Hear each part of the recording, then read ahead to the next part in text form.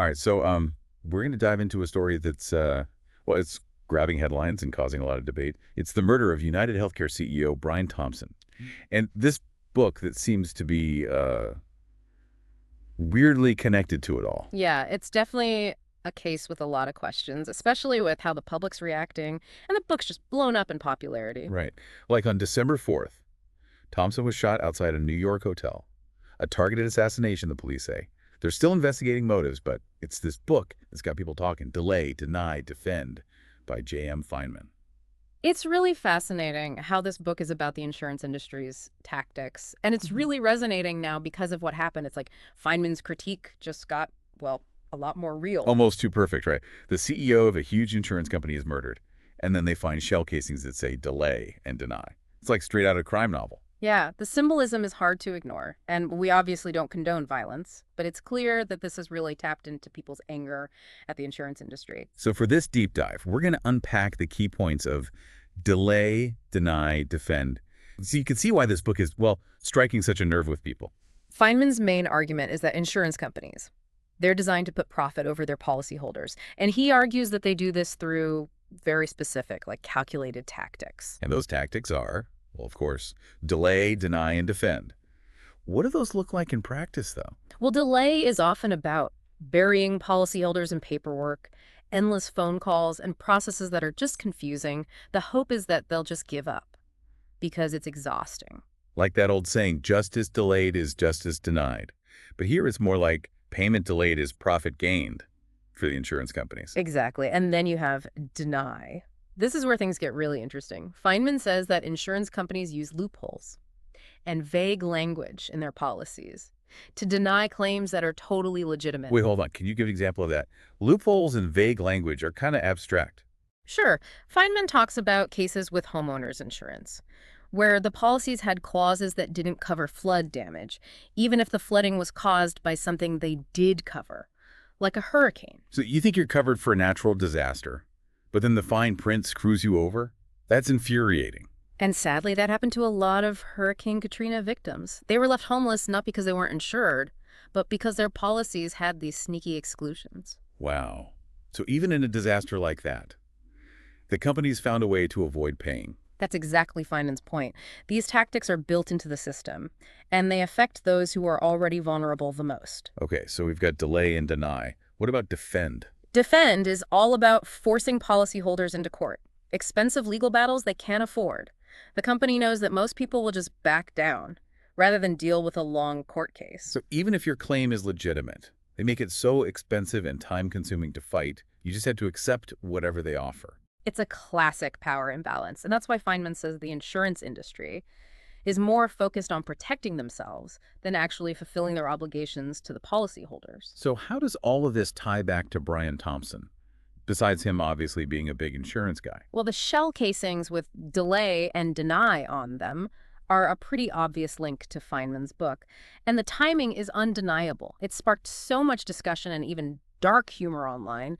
People are making memes and sharing quotes from the book. Some are even saying Thompson's death was some kind of karma. It really seems like this case is the focus of all the resentment people have towards the insurance industry. And that brings up the big question. Why is delay, deny, defend resonating with people so much now? What does it tell us about the industry and how the public sees it? Is it a sign of growing distrust? Are people finally realizing what's going on and demanding something better? Those are the exact questions we need to explore. And to get the full context, we need to really dig into Feynman's analysis and what his argument means. All right, so let's get into the specifics. What practices in the industry allow for these delay, deny, defend tactics? One big factor is the complexity of the language in insurance policies, and it's often deliberately confusing. Feynman says these contracts are made to protect the insurer, not the person they're insuring. So it's like they're using jargon and the fine print to like weaponize it against the customer. Yeah, in a way. Feynman talks about how they use legalese and obscure clauses and wording that's so convoluted that the average person can't even understand what they're actually covered for. So they're setting people up to fail from the beginning. Pretty much. And then when a claim is filed, the company can just point to these vague terms to justify why they're denying or delaying the payment. It's a system that seems rigged in their favor. That's pretty disheartening. But besides the confusing language, are there any other practices in the industry that contribute to this problem. Oh, absolutely. Feinman says a lack of transparency and accountability plays a huge role.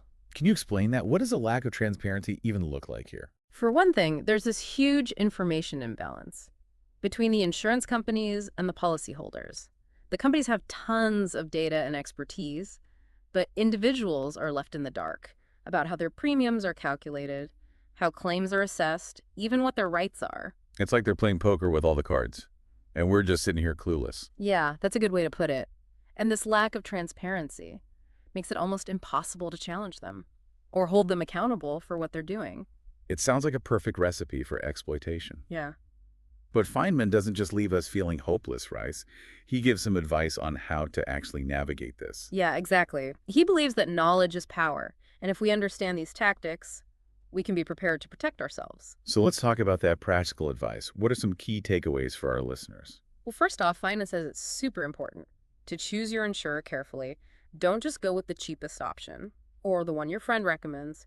Do your research. What should people be looking for when they're comparing companies? Feinman says to look beyond just the price of the premium. Focus on things like customer satisfaction, how they handle claims, and how financially stable they are. Are there any resources to help with all this research? This sounds pretty overwhelming. Oh, for sure. There are independent consumer organizations and websites that rate insurance companies based on these things, like the National Association of Insurance Commissioners. They have a ton of information on their website. So we could actually find out how these companies treat their customers and how likely they are to pay out on claims. That's really good to know. And once you've picked a company, you have to read your policy very carefully. I know it's not exactly fun reading, but understanding what's covered and what's not is super important. That's easier said than done. Those policies are like so dense and full of jargon. Feynman gets that. But he says taking the time to understand your policy can help you see potential issues and be ready to fight back if they deny or delay your claim unfairly. So it's like studying for a test. The more you know, the better you'll do. Exactly. And if you need to file a claim, Feynman gives some specific tips on how to do it right. Like what? Tell us the secrets. The most important thing is to document everything. Take photos and videos, get witness statements, and keep really good records of every interaction you have with the insurance company. Makes sense. The more evidence you have, the harder it is for them to argue. Exactly. Also, be sure you know the claims process in your policy. Knowing the steps and the deadlines can really help you stay on track and avoid those delays. So it's about being proactive and organized. So they can't use those delay tactics against you. Right. And if you feel like you're hitting a wall, don't be afraid to get some outside help. You mean like hire a lawyer? Feynman says talking to a lawyer who knows insurance law can be a game changer, especially if your claim is denied or you think they're treating you unfairly. Yeah, I can see how a lawyer would help. They can cut through all the jargon, explain those tricky clauses, and be there to fight for you. Exactly. Sometimes having that legal expertise can make all the difference. So if we follow Feynman's advice, we can avoid becoming victims of delay, deny, defend. But what about the bigger picture? What can we do to fix these problems at a higher level?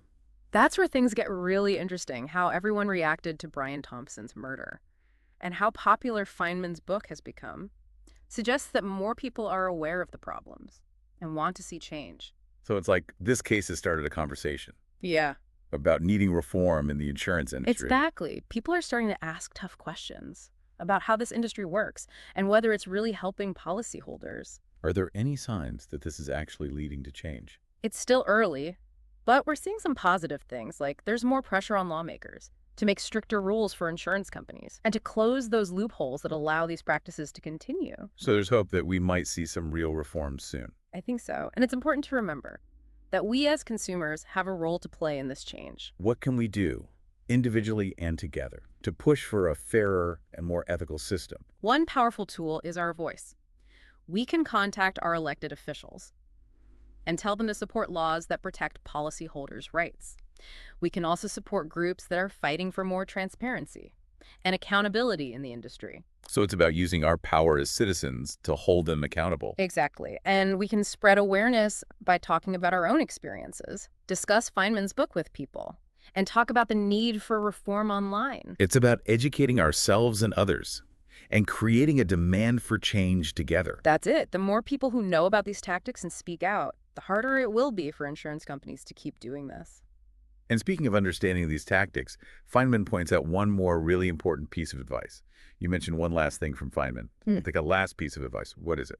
Oh, yeah. He calls it the power of the collective. Hmm. Basically, he thinks that if we work together, we can make the insurance industry change. We can put real pressure on them. Okay, that sounds good, but how do we do that? What does that actually look like? Well, first, we can support the groups that are already fighting for consumers.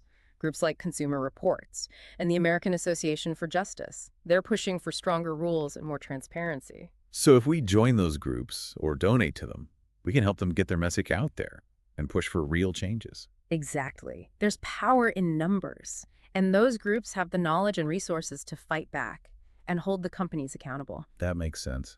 But what about people who can't donate or who want to do more than just give money? There are definitely other ways to get involved. One of the best things you can do is share your own story. If you've had a bad experience with an insurance company, tell people about it. Tell your friends, family, colleagues. Share it on social media. The more people who know about these tactics, the less effective they become. Like shining a light on cockroaches. They hate the light. Exactly. You can also write to your elected officials. Tell them you're worried about these practices and that you want them to support laws that protect policyholders. So it's about making our voices heard, both individually and as a group, to demand something better. Right. Remember, insurance companies are businesses. They care about pressure, especially from their customers, and from lawmakers who can affect their profits. It's good to know that we actually have some power here. But changing a whole industry is a big task. Do you really think it's possible? I do. I think more people are aware of these issues now, and there's more scrutiny from lawmakers and consumer groups. I think it's a real chance for change. We're seeing people demanding fairness and transparency. They want the industry to be accountable. Maybe the Brian Thompson case will be a turning point, with all the attention it's brought to Feinman's book. I think it's definitely a wake-up call. It reminds us that the system isn't really on our side, but it also shows that we can do something about it. This deep dive has been really eye-opening. Delay, deny, defend shows how messed up the insurance industry is. But it also gives me hope. It shows that we have power if we know what's going on. And if we work together, we can make things fairer for everyone. I totally agree. Feynman's book is like a call to action. It tells us we don't have to just accept things as they are. We can demand better. So to our listeners, we're leaving you with this. Read, delay, deny, defend. Learn how to protect yourself. Share your experiences. And join the fight for a better insurance system. Because together, we can actually make a difference.